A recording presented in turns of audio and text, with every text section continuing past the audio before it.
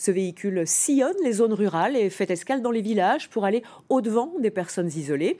On y vient pour boire un thé, un café et surtout pour parler. Illustration dans l'Ain avec Franck Grasso et Marine Zamit.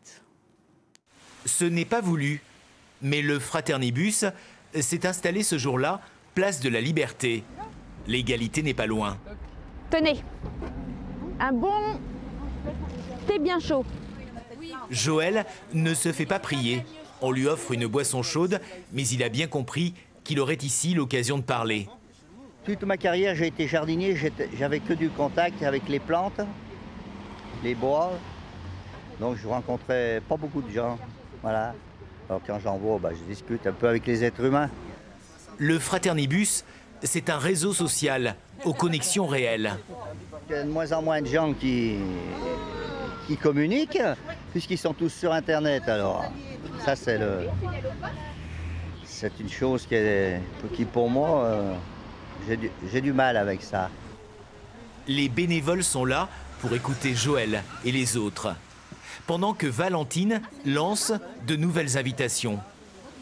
Est-ce que vous voulez boire un petit café ou un thé avec nous?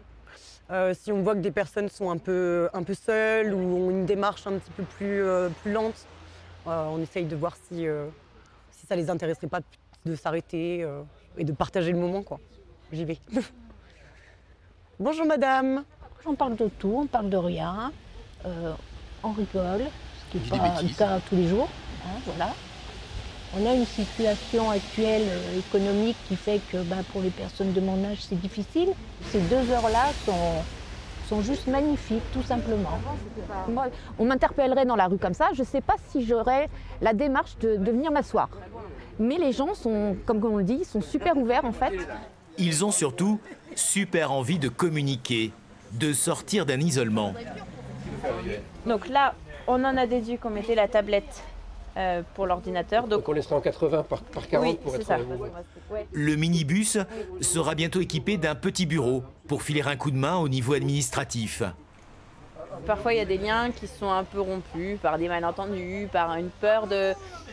Rien qu'une peur de demander de l'aide aussi, puisque c'est pas forcément très facile quand on est dans la galère d'aller frapper à la porte pour demander de l'aide.